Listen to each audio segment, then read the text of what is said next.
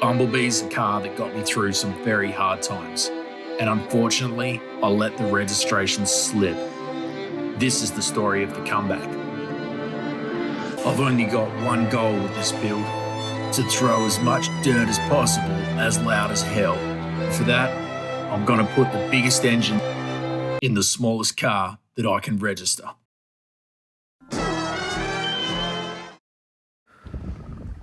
Well guys, there it is, the final product. It looks great, and this is something that you too can do at home, so stick around. In this episode, I'll show you exactly how I got there.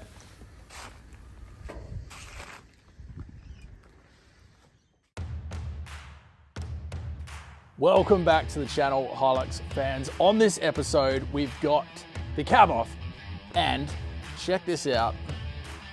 Check this out. We've got the cab off, and we've got the interior out of the cab.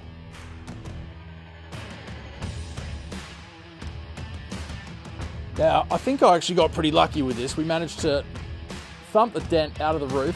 The dent's gone. We just hit it. Still got this patch of rust here, and really the only other rust that I've discovered is this here on the back window. That's not too bad.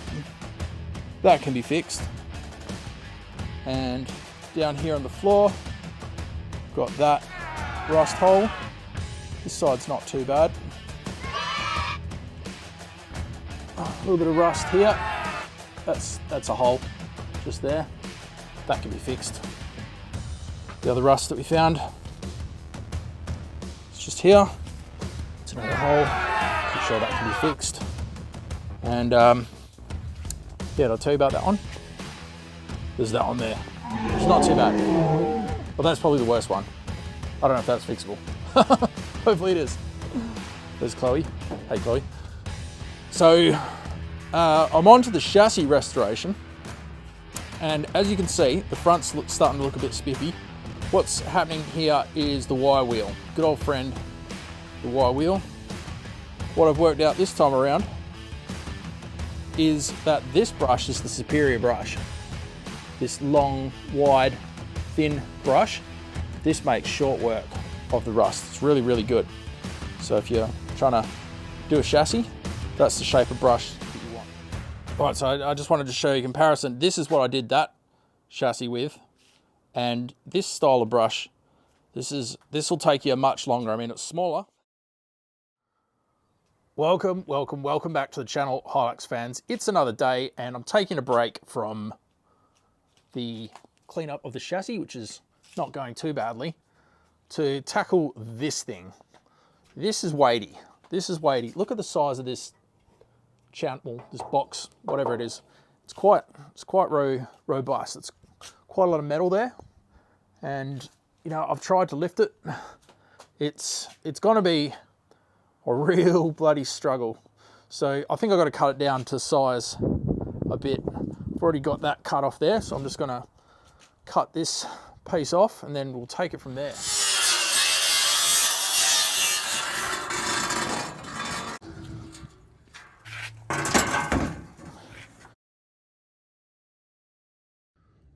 Yeah, take a look at this.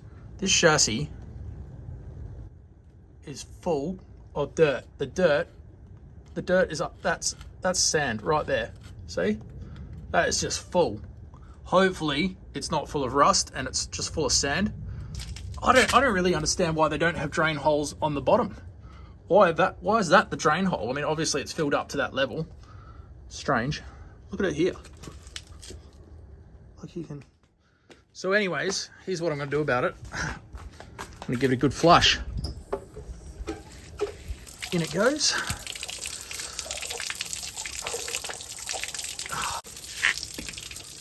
That's better. So we're just going to feed this in. That's what we want. Results. Jesus. I'm a bit bloody concerned about this. The amount of dirt that came out of this thing, the amount of dirt that has come out of this car is unbelievable.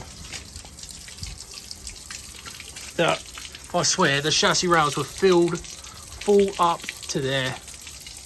But I mean, that's got to have made rust, right?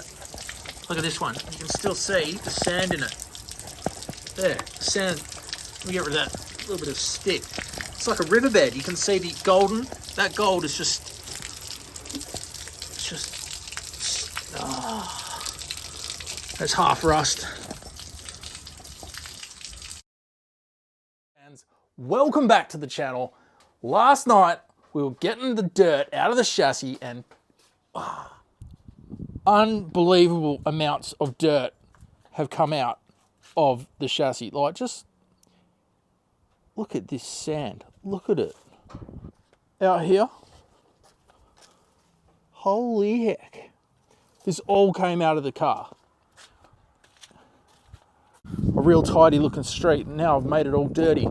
But there is still sand. There's still sand in there. Unbelievable. Unbelievable how much sand was in that chassis rail. It's almost like the car was parked in a river for a bit.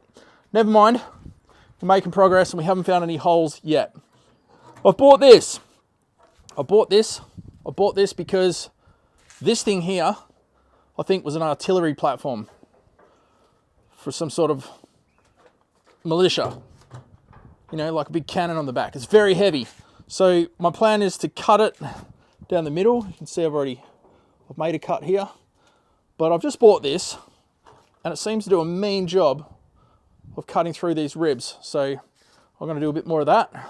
Cut it down the middle and then maybe even cut it here, break it up into pieces and then throw it in the ute and get some money back. Get some money back. That's the plan.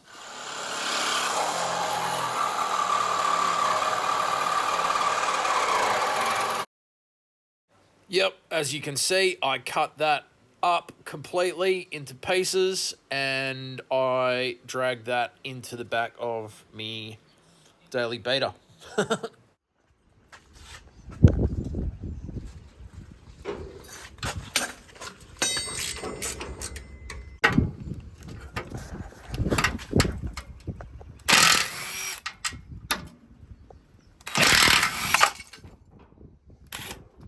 Put the bolts back in the holes.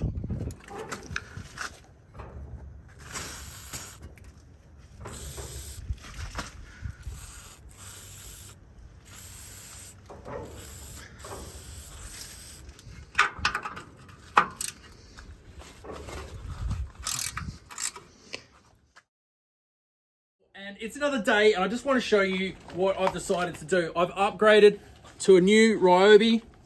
I should be sponsored by these guys. I've got the whole set now, basically. It's got this guard on it. And you see, your fingers can't slide into it. I figure that's good because I want my fingers.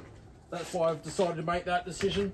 I've also got this because there's just so much metallic dust coming off the car. I figure that that's necessary. And of course, I'm rocking the safety glasses. So if you're doing this at home, you know, do all that stuff.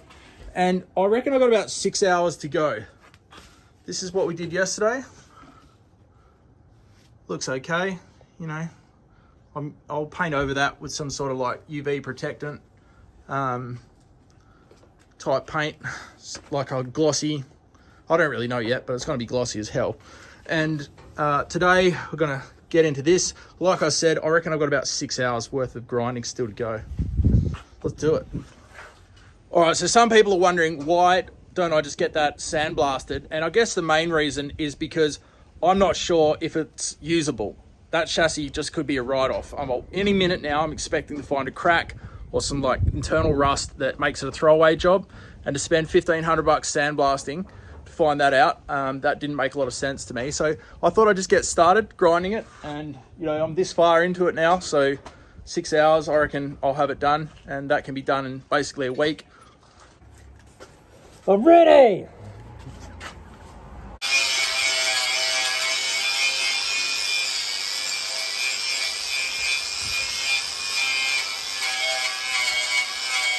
Welcome back, Hilux fans. Check it out. Behind me is the chassis completely grinded and I've hit it also with R10, just there, rust converter. Now that took 4 weeks and I was out here most days for the 4 weeks, except for 1 week when I had and diarrhea. That was bad. Right, so she's looking schmick, looking very nice, but as you might have seen, it was full of sand. Right up to like the bottom of these was just full of sand. I've hosed it out. So much incredible dirt came out of it. But now that it's dry, I'm trying to blow it all to the back because the only way to get it out is from the back. And a bit of a challenge here. Look, this bit goes uphill. But I've already done this side, and I assure you, plenty came out the back there. So I'll do this other side, and I'll give you a shot at the end when it's blowing out. Satisfaction.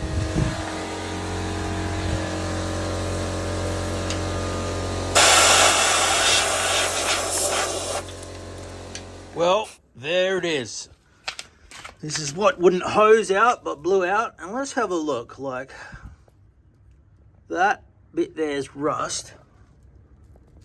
Like, you can see rust, but also sand and stones. Let's hope it's mostly stones. Oh, I know, I should throw a bag of stones in there and blow those through, and they'll rattle off all the bloody rust. That could be a good idea. Put some stones through it. Might be onto something there. All right, Hilux fans, check it out. I bought 8 meters of tarp so I can cover that fence up just there. And I've got myself a spray gun. And this week, the mission is to spray this thing. Now, it's got rust converter on it at the moment. And when I start with the paint, it's going to be a full day's painting. All right, guys, here's all the stuff that I'm going to use to paint the car. Firstly, I bought myself this. I've got my air compressor, of course, over there. And before we fill that full of paint, this is where we're at. We've got R10 on there. Now this says it dries a little bit dusty. So to get the dusty residue off, I've got wax and grease remover and a couple of these scuff pads. I figure that'll be more than adequate. Once the car is ready for paint, we've got rust seal. This is not a converter, it's a sealer. And you can spray this with a gun. It's going to take 2 coats. There'll be 2 hours or so between coats. And then we've got this black top with UV stability. That's what you want. So it always looks good after the sun has a go at it. And then to top all that off, I've bought diamond finish clear coat. I don't know if that's necessary, but that's what I'm going to do. And look, 2 hours between painting this. So that's 4 hours of your day minimum gone. Same with that. That's 8 hours of your day. Same with that. This is going to be a 12-hour day, at least, as I figure it, and a bit of thinners for cleanup. Welcome back to the channel, Hilux fans. Tonight, we've got a bag of clean rags, and we've got our hovercraft behind me, and we are getting rid of all the dust. See that? See the black stuff there? That's rust converter dust. That is a byproduct of applying the rust converter. The next day, it will be covered in that dust. So we've got to apply. I highly recommend this, by the way. This pump bottle, so you pump it, and it's full of wax and grease remover. So we cover it with that, and then we'll rub that dust off. See it forming there? So you want to just keep moving your rag around, get all that off there, and then we'll be ready for paint.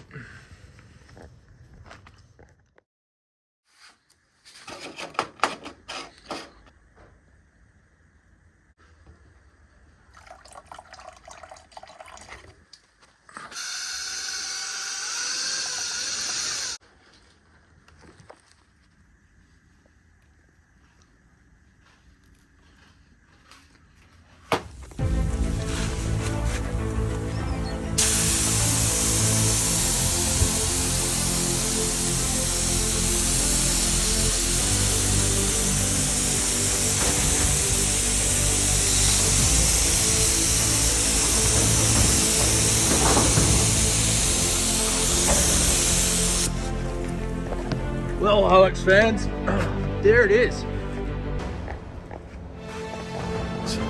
It looks awesome. It's super black, it's super smooth to the touch, and it's wet, shiny looking. It's exactly what I wanted.